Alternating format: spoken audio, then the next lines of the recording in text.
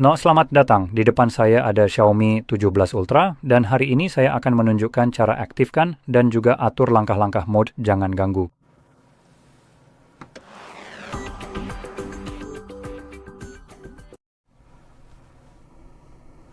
Jadi untuk memulai, Anda perlu menggeser layar ke bawah dari sisi kanan atas yang akan menampilkan tombol-tombol pintasan, dan di antara tombol-tombol tersebut, Anda seharusnya bisa menemukan mode jangan ganggu. Namun, melihat daftar ini saya sebenarnya tidak melihatnya.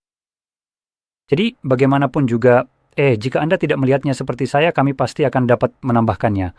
Nah, untuk menambahkannya, Anda perlu mengklik tombol edit yang terkadang mungkin agak di luar layar. Jadi Anda mungkin perlu menggeser ke atas, seperti ini.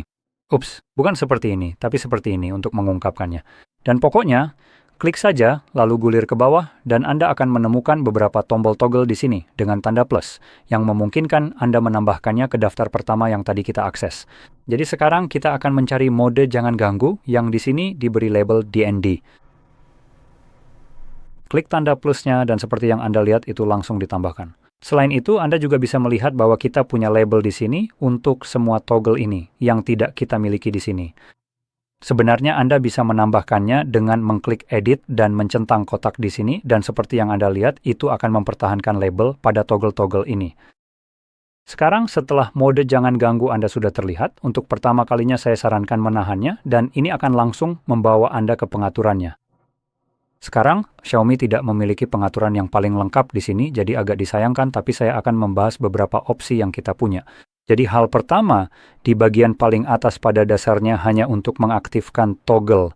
Jadi kita lanjut. Selanjutnya, kita punya opsi hanya saat perangkat terkunci, yang berarti mode jangan ganggu Anda hanya akan berfungsi memengaruhi perangkat Anda saat Anda tidak menggunakannya. Jadi, saat Anda berinteraksi dengan perangkat, panggilan, dan semuanya akan masuk seperti biasa, seolah-olah mode ini pada dasarnya dimatikan. Selanjutnya, kita punya opsi notifikasi tentang panggilan, dan di sini Anda bisa memilih siapa saja yang dapat menghubungi Anda. Nah, sebenarnya bukan menelepon Anda, tapi Anda akan diberi notifikasi tentang orang yang mencoba menelepon Anda, dan Anda bisa memilih apakah siapa saja, kontak, favorit, atau tidak ada yang bisa menghubungi. Selain itu, apapun yang Anda pilih di sini bisa dilewati dengan opsi ini, yaitu notifikasi tentang panggilan berulang. Jika seseorang menelepon Anda 2 kali dalam periode 15 menit, mereka akan melewati pengaturan yang sudah Anda pilih di sini. Ini bisa menjadi opsi yang bagus jika terjadi keadaan darurat. Dan hal terakhir di sini adalah jadwal waktu untuk mengaktifkan mode ini. Jadi Anda bisa membuat beberapa jadwal sekaligus, dan semuanya bisa berjalan bersamaan jika Anda mau. Itu semua terserah Anda. Saya sendiri akan membuat satu jadwal saja di sini. Anda bebas untuk menamainya apa saja. Tapi saya akan menentukan pilihan pada satu nama yang sebenarnya sama sekali tidak akan digunakan sebagai jadwal biasa. Nah, saya sarankan Anda mengaturnya sebagai langkah pengaman jika Anda mengaktifkan mode jangan ganggu secara manual dan lupa mematikannya. Perangkat lain memberikan Anda opsi untuk mengatur apa yang terjadi saat tombol ditekan manual. Anda bisa membuatnya berjalan tanpa batas waktu atau memilih timer, misalnya 1 hingga 10 jam atau berapapun yang Anda mau sesuai keinginan. Atau Anda bisa membuat 2 opsi pertama ini muncul setiap kali Anda mengetuknya. Di sini kita tidak punya opsi itu, jadi saya pada dasarnya menunjukkan cara mengakalinya sebagai tindakan pencegahan. Jadi saya akan memilih jadwal yang nantinya akan berjalan pada pukul 2:00 menit pagi sampai dengan pukul 2:01 menit pagi, sehingga ini hanya akan berlangsung selama 1 menit saja setiap harinya dalam 1 minggu penuh. Sekarang, ini pada dasarnya berarti bahwa ketika kita ingin mengaktifkan mode kita akan mencari tombol toggle, mengetuknya, dan sekarang mode tersebut aktif, sudah dinyalakan.